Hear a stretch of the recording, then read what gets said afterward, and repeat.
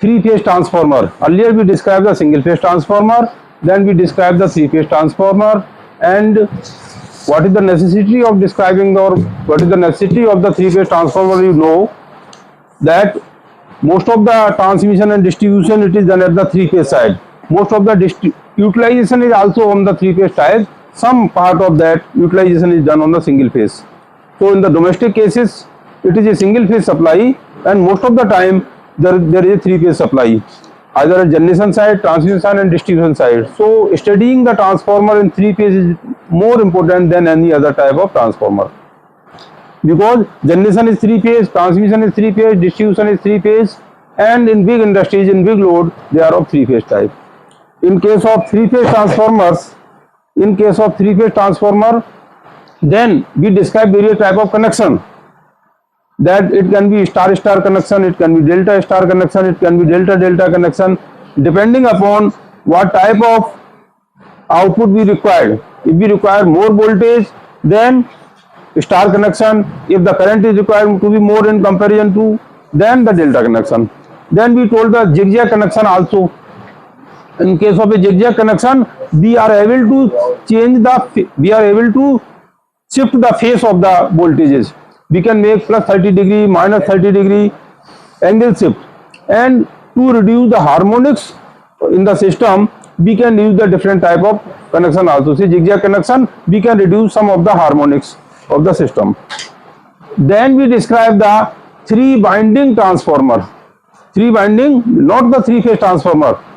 I am saying it is three winding transformer. In the transformer, say this is the, for example, primary winding, secondary winding, and the tertiary winding. So this is a three winding transformer, not the three phase transformer. And we told what is the benefit of the three winding transformer. We describe some of the benefits of this, that during in the substation to supply the auxiliary load, we can use the third winding, because this can be of, say, high voltage. Say, for example, primary winding, say at the generating station, say it is of 25 kV, here it can be 66 kV, and this can be only 440 volt only.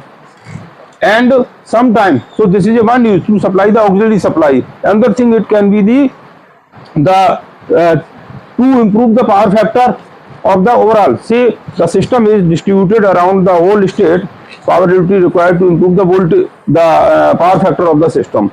Power factor of the system is required to be improved because the losses will be reduced, transmission losses will be reduced, and more power can be transferred on the same transmission line. In the same transmission line, if the power factor is high, then more power can be transferred. So to improve the power, we can put the static capacitor here, or we can put the synchronous condenser here, so that in the tertiary winding we can connect synchronous capacitor and synchronous condenser and the capacitor. So that can be another benefit of this.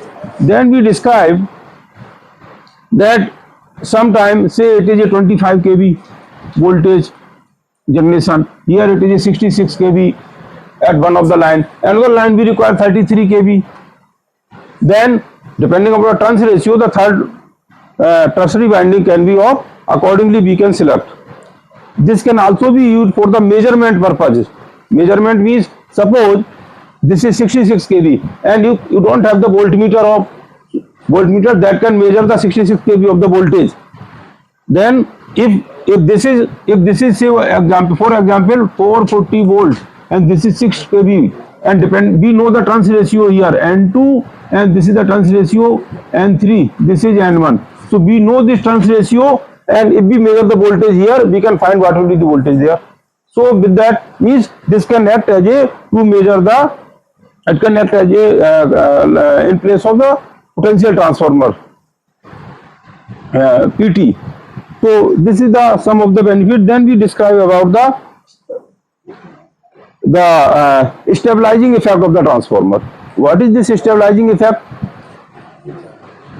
Say in case of a balance system means IA plus IB plus IC is equal to 0. This is a balance system. Means sum of the current, phase A current, phase B current, phase C current, sum of them is 0. So in the return path here, say this is a star connection. Here say current is IA, this is current IB, this is current IC. Sum of them is going into this. Here in the neutral, it should be equal to 0. Why it is 0? Because phase difference in all are 120 degree in phase. One is like this, another is like this. So sum of them is 0. Or in the time phase, if you want to see, time phase is like this. It is a phase A, it is a phase B, and it is a phase C. So at any instant, if you measure this plus this plus this, these two are positive, one is negative, so sum of them will be 0. This can be seen here, but it is not always there that the sum of the system will be the balanced. In the distribution side, you know, one phase is going to one locality, another phase is going to another locality, third phase is going into the another locality, and load of in each locality may not be the same.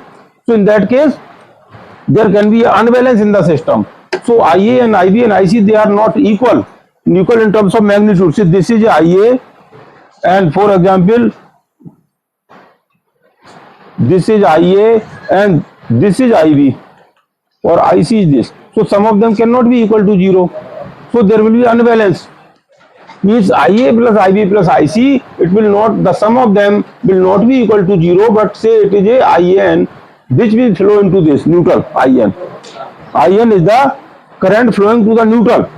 So now when current is flowing to the neutral here, be attentive now. ध्यान से सुनिए आप लोग.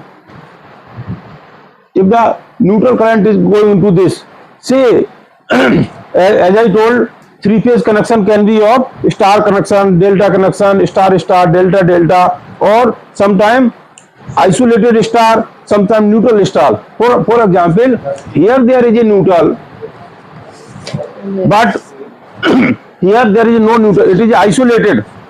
It is isolated delta, isolated star. It is isolated star, and this is the neutral star. So what happens here? If there is a unbalance here, or there is a current in the neutral here, what will be the current here? Where the neutral current will go? If there is a unbalance in the load side, what will be the in the supply side? तो ये क्या होगा? What will happen? This unbalance will go to this also. तो अगर आपका load side में unbalance है, it will create the unbalance into the supply side also. But we don't want it to be unbalanced. So what we will do? This. We know, or we will study that any unbalanced system can be considered as equivalent to the three balance system. Those three balance system is positive sequence. We will study in the power system this, that any unbalanced system can be made equivalent to the three balance. One is the positive sequence, and the negative sequence, and the zero sequence. मतलब एक unbalance है IB, IC, इसको हम तीन balance like this, इसको 1 2 3 ये जो था, इसको हम इसके इक्विवेलेंट बना सकते हैं. ये now this balance, this and this balance can flow into this, but this unbalance, which is called the zero sequence, cannot flow into this because they are in the same direction. So where this will go? Now if this third winding, in case of three phase, the third winding, this is called the tertiary winding. If this current flowing into this, if it is a delta connected, so it will flow into the tertiary winding. Primary, जैसे आपका three winding transformer single phase में है, ऐसे 3 winding transformer आपका 3 face में भी होता है। तो जैसा आपका फेस ए, से it is A face A, similarly this is for the phase B, similarly this is for the phase C, 3 transformer, primary of this and primary of this, similarly secondary of this and secondary of this, similarly the tertiary of this, P tertiary of this, they can be, this tertiary can be connected into delta. If this is connected into delta, then the zero sequence current will not go out and it will circulate inside. तो आपका zero sequence current internal circulate करता रहेगा and it will not disturb the outside one. So this is one of the another benefit of the 3 winding transformers. Is this clear or not? ठीक है. Now question arises. यहाँ तक किसी को कुछ पूछना है then you can ask. Now question arises.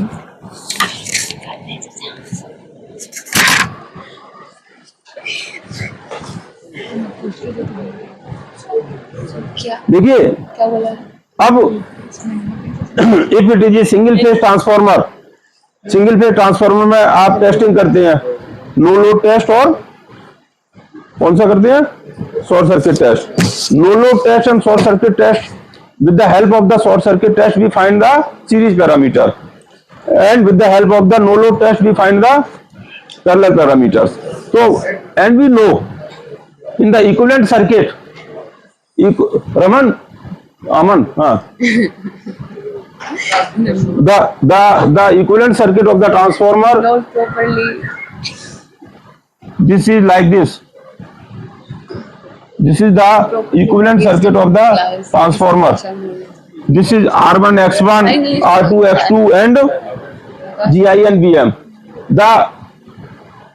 In case of, we also described, while describing the equivalent circuit, be attentive now, while describing the equivalent circuit we told this is the equivalent circuit and approximate equivalent circuit is here. This can be neglected here, and approximate equivalent circuit will be R1 plus R2 dash. This Z is equal to R1 plus R2 dash plus J times X1 plus X2 dash. This is the equivalent circuit of the transformer. Do you remember or not? Approximate.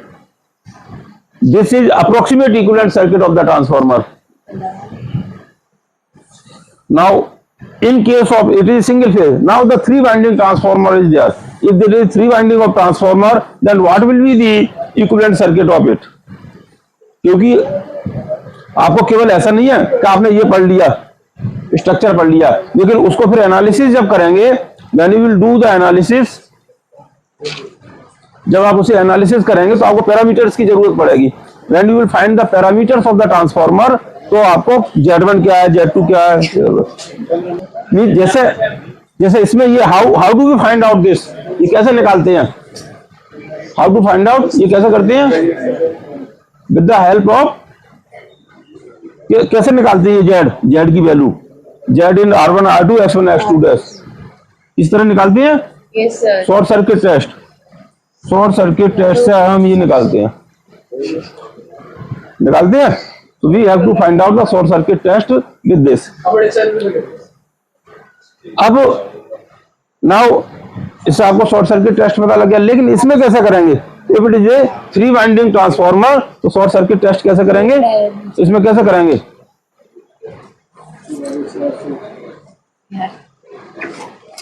तो अगर देखिए now please listen, suppose आपका ये नहीं होता, 3 winding transformer नहीं है, ठीक है, इसकी impedance for example the equivalent circuit, इसकी impedance total Z1 plus Z2 dash, जैसे ये ना, ये Z is equal to R1 plus R2 dash X1 plus X2 dash, total impedance इसकी, अगर आपका ये नहीं है तो टोटल इंपीडेंस, प्लीज लिसन, अगर आपका ये Z1 है और ये for example it is Z2, ये Z, तो ये Z कितनी निकलेगी शॉर्ट सर्किट टेस्ट में, अगर ये हटा दें, अगर आपने ये हटा दिया और ये इस पे शॉर्ट सर्किट टेस्ट किया तो जो आपका निकल का आएगा इम्पीडेंस वो क्या होगी, Z1 प्लस, इसकी अगर Z1 था इसकी Z2 referred on that side, Z1 plus Z2 dash होगा, तो इसकी क्या निकलेगी, Z1 means short circuit. If we do the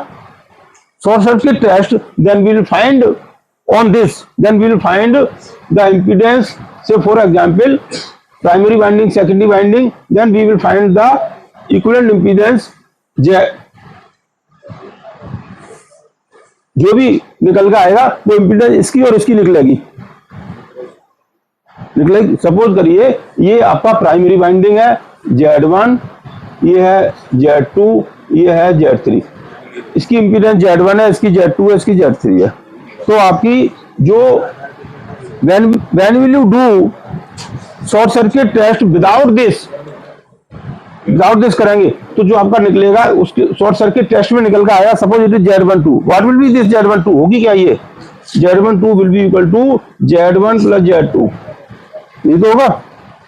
now if you do short circuit test between this and this, इसको भूल जाओ आप, और शॉर्ट सर्किट टेस्ट इसमें किया, इसके वजह शॉर्ट सर्किट टेस्ट करेंगे तो शॉर्ट सर्किट इंपीडेंस निकलेगा, उसे क्या कहेंगे, से Z31, ये क्या होगा Z3 plus Z1। Similarly Z1 and 2 is equal to Z1 plus Z2। तो can we find Z1, Z2, Z3 from here, कैसे करेंगे, इन सबको ऐड करें देन सब्ट्रैक्ट, निकाल के दिखाओ जरा, डू दिस, आप करो, इसे करना, this is given and you have to find out Z1, Z2 and Z3 from these two equation, what will be the value of this, हाँ भाई आप भी करके दिखाओ जरा, what will be this value,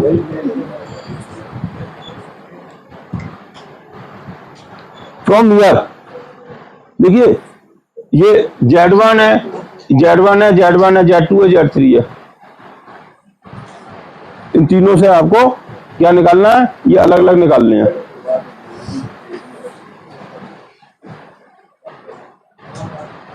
how will you do,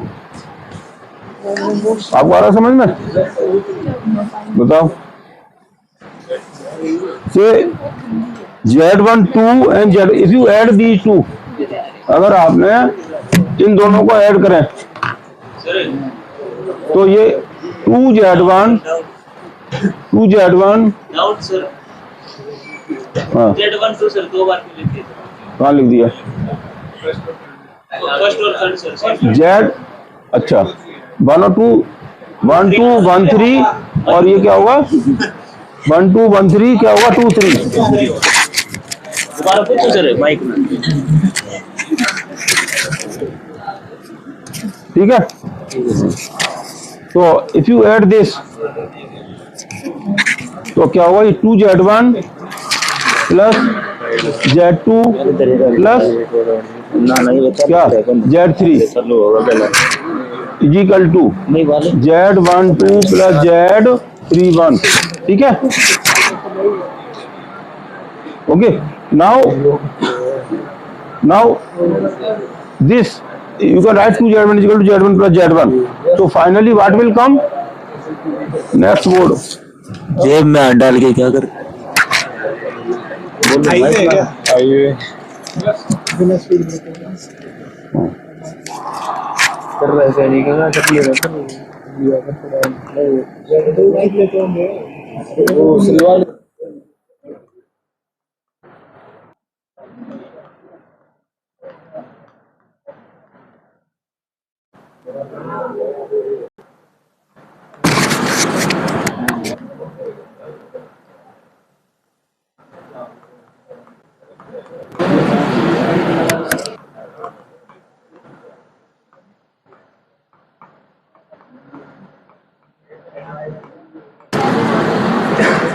ये यहाँ क्या आएगा, कर लिया आपने, नहीं कर लिया, कर लिया,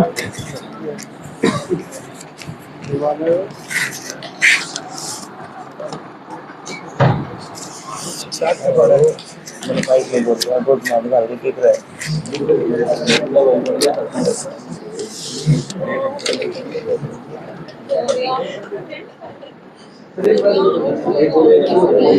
यहाँ बताओ, यहाँ बैल, यहाँ क्या आएगा? हाँ निकालो। वो आसान नहीं है।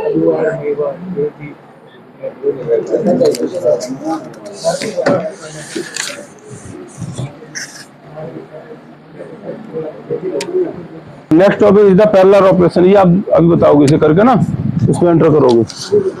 Now there is a parallel operation of the transformer. You studied this in the laboratory class. Why do we perform the parallel operation and what are the conditions to be the parallel operation? क्यों करते हैं? If the load is more, then this load can be divided into the two transformer. That's the reason. And how it is connected? The positive sequence should be connected with the positive sequence. Negative sequence should be connected with the negative sequence. मतलब क्या हुआ? जैसे suppose करिए आपका this is a equivalent circuit of the transformer and here load is connected. This is load. This is load and the impedance of this transformer, say this is Z1. Okay, this is Z1 and this is the IL load. Now if the load increased, अगर आपका load बढ़ गया और transformer की capacity it is beyond the capacity of the transformer, then what we do, we connect another transformer in parallel.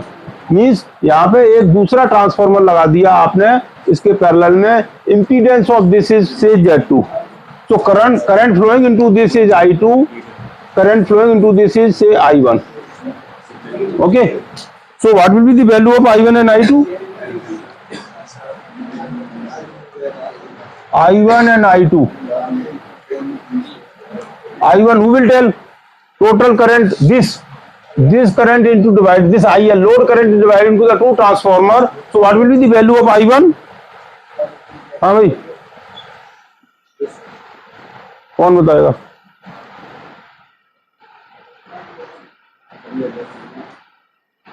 हाँ आप बताओ, I1 क्या होगा? हाँ ये किस लिए है, इसे घुमा दिया करो जिस क्वेश्चन पूछे ना उधर। हाँ हिमांशी आप बताओ। I1 ये है ना, ये दो इम्पीडेंसेस है, इसके बीच में करंट को डिवाइड करना है। दो ट्रांसफार्मर हो गए तो इसमें करंट डिवाइड करना है, तो कैसे करते हैं? I is equal to V by R, resistance के इनवर्सली प्रोपोर्शनल टू। तो कैसे डिवाइड होगा ये? Load divide by Z1। हाँ yes yes, I1 will be the Z2, yes Z1 plus Z2 IL। Is it okay? हाँ हिमांशी ठीक है ये? Yes sir. हाँ and so this is I1। Similarly I2 क्या होगा? Z1 by Z1 plus Z2 into IL। इस तरह आपका इसमें डिवाइड हो जाएगा। Okay, now if you multiplied here the power voltage, load voltage, say this is the Z2 थी VL load voltage. If you multiplied here load voltage VL, ये क्या हो जाएगा? Z1 थी। ये this will be called as a S1, this will be called as a S2। Voltage का, current में voltage का मल्टीप्लाई करेंगे तो पावर बन गया। मतलब S1 मतलब इसमें पावर इतनी जा रही है, पावर इनटू दिस S1 क्या है? What is S1? कौन बताएगा? S1 क्या है? आप बताओ। हाँ नेक्स्ट आप बताओ, what is S1? S1 is the power of, power of किसकी? पावर इसकी है ना, पावर ऑफ ट्रांसफॉर्मर। कौन सा ट्रांसफॉर्मर है? First transformer number 1। It is a power, तो इसको क्या कहेंगे? पावर क्या है? नाउ क्वेश्चन है whether it is a power flowing in the transformer और power consume in the transformer. ये पूछना चाह रहा हूं मैं, क्या है ये? कौन सी पावर है? पावर फ्लोइंग, ये कंज्यूम नहीं है, it is a power flowing into this S1, this is a power flowing into this. Okay, now if you divide it by S1 by S2, अगर आप इसको डिवाइड करें S1 बाई S2 तो ये क्या आएगा, S1 by S2 is equal to Z2 by Z1।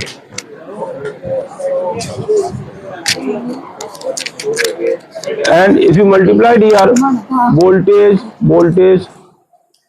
also, so from here we can write Z1 I1 by VL, Z2 I2 by VL। ये देखिए what conclusion is drawn, ये what is this, Z1 I1 by VL, और इसको फिर simplify करें, if you simplify again तो you can write it, ये Z1 divided by VL divided by I1, Z2 divided by VL divided by I2। ये क्या है, hello, what is this, this is the per unit impedance of transformer number 1, मतलब ये क्या है, Z1 by Z1 PU। Okay, और ये क्या है, Z2 divided by Z2 per unit. इसका मतलब क्या निकला, what is the conclusion of this, कि अगर लोड हम चाहते हैं, देख सपोज करिए दोनों ट्रांसफार्मर इक्वल है तो ठीक है, सपोज एक ट्रांसफार्मर 10 kVA का है, दूसरा ट्रांसफार्मर अब 20 kVA का है, तो उसमें लोड शेयरिंग कैसे होगी, अगर मान लो आपका टोटल पावर 25 आ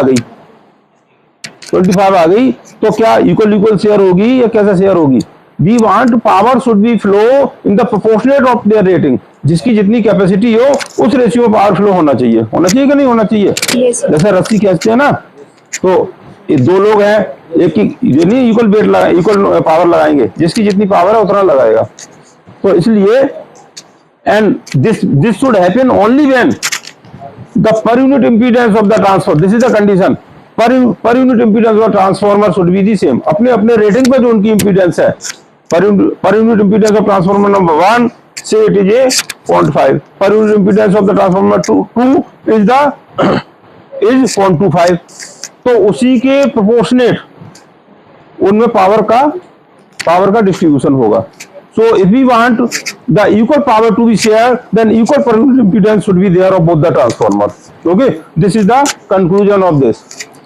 now बस 1-2 मिनट का और है, this we describe the parallel operation, this is the parallel operation of the single phase transformer। जैसा आपका प्लीज सी, जैसा आपका ये हम क्या करते हैं पैरेलल ऑपरेशन में, एक ये ट्रांसफार्मर है, एक आपका ये ट्रांसफार्मर है, तो positive sequence is connected with the positive sequence, here also positive sequence is connected with the positive sequence, neutral is connected here, okay, ऐसे। now similarly एक मिनट आप ध्यान से सुनिए, similarly what happens if it is a 3-phase transformer, तो तीनों face का आपका स्टार साइड के ऑल पॉजिटिव, जैसे आपका सपोज करिए 3-फेज ट्रांसफार्मर है, फेस ए, फेस बी, फेस सी, ऐसा, और दूसरा ट्रांसफार्मर आपका एक ए 2 3 4 5, ठीक है, तो ये आपका ये को पैरेलल में करना है, तो इसको इससे, इसको इससे, इसका इससे, तो उनका accordingly phase sequence should be has to be seen. तो this is the, you can make the parallel connection of the three phase transformer. जो सिंगल फेज के लिए रूल है वही 3 फेज के रूल है, उसमें एक वाइंडिंग पैरेलल में लगती है, इसमें 3 वाइंडिंग लगती है, लेकिन मेनली ध्यान रखने की क्या बात है, star star can be in parallel, star delta delta can be in parallel, दो ट्रांसफार्मर, एक delta delta delta delta can be parallel, और एक स्टार डेल्टा एक delta delta, then they can not be made in the parallel connection. तो same type same nature होना चाहिए। Is there any question into this? हाँ, कुछ question पूछना किसी को? Raise the hand. No question? और किसी को पूछ रहा हूँ सर। है? यहाँ लिखो। आंसर निकाल दिया सर। हाँ निकाल दो। यहाँ क्या लिखें? ये वो ब्लैक ही माइक में। ठीक है। हाँ सही है। Any question you want to ask? Nobody? No question? हाँ, आप कोई क्वेश्चन नहीं पूछना? Okay, thank you very much. Okay.